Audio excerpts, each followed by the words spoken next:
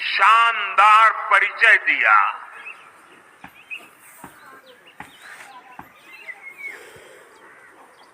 भारत के चुनाव प्रोसेस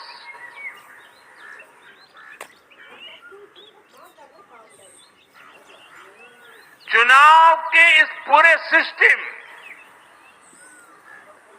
और चुनाव प्रक्रिया की क्रेडिबिलिटी पर हर भारतीय को गर्व है।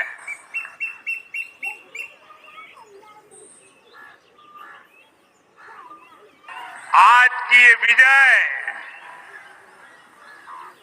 दुनिया के सबसे बड़े लोकतंत्र की जीत है। ये भारत के संविधान पर अटूट निष्ठा की जीत है।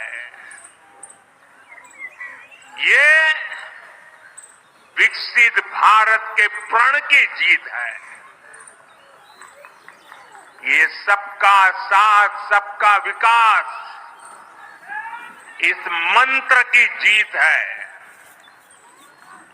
ये 140 करोड़ भारतीयों की जीत है। भाइयों और बहनों, मैं आज देश के चुनाव आयोग का भी अभिनंदन करूंगा। चुनाव आयोग ने दुनिया का सबसे बड़ा चुनाव इतनी कुशलता के साथ संपन्न कराया। करीब 100 करोड़ मतदाता, 11 लाख पोलिंग स्टेशन, 1.5 करोड़ मतदान कर्मी, 55 लाख वोटिंग मशीनें, हर कर्मचारी ने इतनी प्रचंड गर्मी में अपने दायित्व को बखूबी निभाया। हमारे सुरक्षा कर्मियों ने अपने कर्तव्य भाव का शानदार परिचय दिया। भारत के चुनाव प्रोसेस चुनाव के इस पूरे सिस्टम और चुनाव प्रक्रिया की क्रेडिबिलिटी पर हर भारतीय को गर्व है। के पश्चात ये कोई भी गठबंधन पहली बार भारत के राजनीति में तीसरी बार लगातार प्रधानमंत्री मोदी जी के नेतृत्व में सरकार बनाने जा रही है। और हम सब लोग खुशनसीब हैं कि हम उस ऐतिहासिक घड़ी के पल के चश्मदीद और साथ ही साथ उस पल को हम सब लोगों को देखने का सौभाग्य मिल रहा है।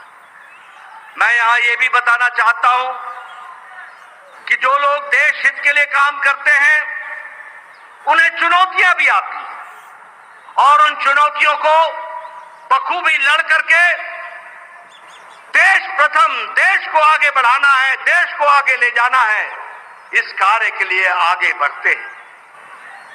लेकिन कुछ लोग जिनके लिए खुद का स्वार्थ महत्वपूर्ण होता है और खुद के स्वार्थ के लिए स्वार्थपूर्ण गठबंधन करते हैं और स्वार्थपूर्ण तरीके से लोक लुभावने वायदे करके सरकार के नजदीक आना चाहते हैं।